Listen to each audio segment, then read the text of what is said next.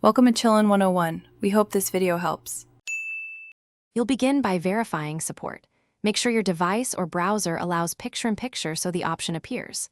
Once done, enable PyP in system settings or browser site permissions, because without that the button won't work.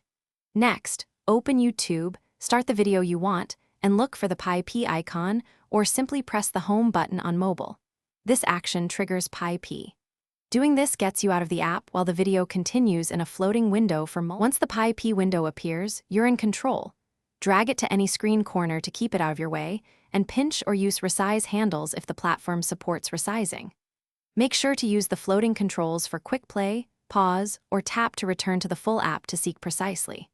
Also remember that some settings, volume, captions, and quality, must be changed back in the main YouTube player, so reopen the app when you need those finer adjustments.